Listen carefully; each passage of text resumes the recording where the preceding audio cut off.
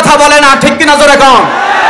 বিশ্বনবী মুহাম্মদুর রাসূলুল্লাহ সাল্লাল্লাহু আলাইহি ওয়াসাল্লাম মূর্তির বিরুদ্ধে কথা বলতে গিয়া 3 বছর জেল খেটেছেন।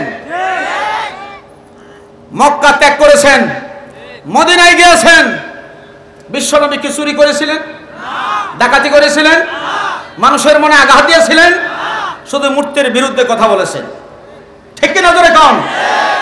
আজও যারা মূর্তির বিরুদ্ধে কথা বলে তাদেরকে ধমক দেওয়া হচ্ছে, হাত ভেঙে দেওয়া হবে। বলে নাই?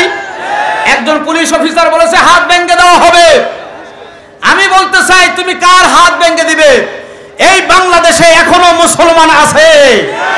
এটা শাহজালালের দেশ, শাহপুরানের দেশ, এদেশ আলেম ওলামাদের দেশ, এদেশে নাস্তিকদের দেশ নয়, এটা নাস্তিকদের দেশ নয়। তোমার যদি মনে না চায়, ভালো না লাগে, তোমার যদি ভালো না লাগে, বিনা বিষয় তুমি চলে যেতে পারো, তোমার কোনো সমস্যা নাই। এই বাংলাদেশে ইসলাম আগেও ছিল, এখনো আছে, ইনশাআল্লাহ কিয়ামত পর্যন্ত থাকবে। আমরা আলেম ওলামাগণ হক কথা বলবো কোরআন এবং হাদিস থেকে, ঠিক কিনা জোরে কোন? যারাই বাধা দিবে আপনারা বুঝে নেবেন, যারাই মঞ্চে বাধা দিবে, হুজুর আপনি কোরআন হাদিসের কথা বলেন, রাজনৈতিক কথা বলবেন না। আসলে এটা কি রাজনীতি? এটা তো কোরআন হাদিসের কথা। কোরআনের ভিতরে মুক্তির কথা আছে না নাই? ভাস্কর্যের কথা আছে না নাই? হুজুর সাল্লাল্লাহু আলাইহি ওয়াসাল্লাম যখন মদিনা থেকে মক্কায় গেলেন, যখন মক্কা উনি বিজয় করলেন 10,000 সাহাবে কেরাম নিয়ে, স্পষ্ট হাদিস, হযরত ওমর রাদিয়াল্লাহু তাআলা আনহুকে এবং আলী রাদিয়াল্লাহু তাআলা আনহুকে লাঠি দিয়া কাবা শরীফের ভিতরে পাঠিয়ে দিলেন। ও আলী, ও ওমর, এই যে লাঠি আমি নবী তোমাদের হাতে দিলাম, 360টা ভাস্কর্য আছে, মূর্তি আছে কাবা শরীফের ভিতরে, এইগুলি ভেঙ্গে চুরে চুরমার করে দাও। যা আল হাক্কু ওয়া যাহাকাল বাতিল ইন্নাল বাতিলা কানা যাহুকা। সত্য যখন এসে গেছে, মিথ্যা দূর হয়ে যাবে, ঠিক কিনা জোরে কোন? হযরত আলী রাদিয়াল্লাহু তাআলা আনহু, ওমর রাদিয়াল্লাহু তাআলা আনহু মূর্তি ভাঙলেন, ভাস্কর্য ভাঙলেন, কিন্তু 2টা মূর্তি তারা ভাঙলেন না। কয়টা? 2টা। আলী রাদিয়াল্লাহু তাআলা আনহু এসে বলতেছেন, হুজুর 2টা মূর্তি ভাঙতে আমাদের বিভাগে বাধা দিচ্ছি কেন?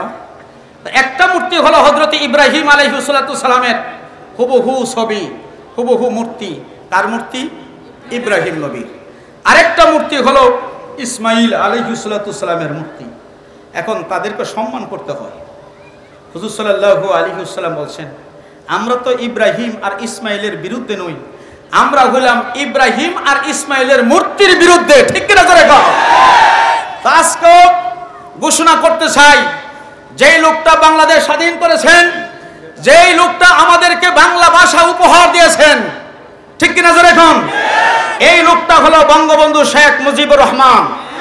আমরা ওনার জন্য বিশেষ করে আলেম ওলামাগণ অন্তরের অন্তরস্থল থেকে আমরা দোয়া করি, আল্লাহ রাব্বুল আলামিন ওনার কবরটাকে জান্নাতের টুকরো বানায় দেন। আমরা সবাই বলি আল্লাহুম্মা আমিন।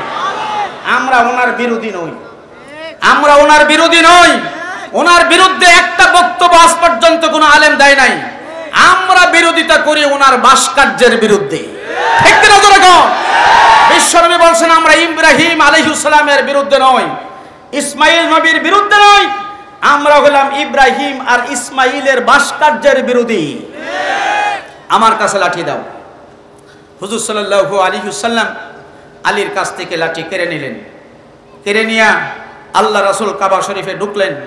দুইটা ইব্রাহিম আলাইহিস সালাতু সালাম এবং ইসমাইল আলাইহিস সালাতু সালাম, এই 2 জন নবীর গাড়ের মধ্যে লাঠি দিয়ে আঘাত কইরা একবারে চূর্ণ বিচূর্ণ করে দিয়ে বললেন, মূর্তির পক্ষে কোনো নবী এবং আল্লাহর ওলি কোনো মুসলমান থাকতে পারে না। কথাটা বুঝাইতে পারছি? কথাটা ক্লিয়ার হয়ে গেছে? আমরা দেশ বিরোধী নই ভাইয়েরা আমার। আমরা আলেম সমাজ, আমরা যারা আছি, আমরা দেশের বিরুদ্ধে কোনো বক্তৃতা দেই না, ঠিক না ভাই?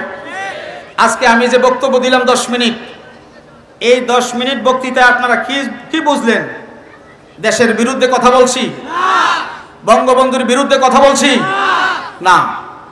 কোন প্রশাসনিক ভাইয়ের বিরুদ্ধে কথা বলছি আমরা কথা বলি কোরআনের পক্ষে, ইসলামের পক্ষে, নবীর পক্ষে, আবু জেহেলের বিপক্ষে। ঠিক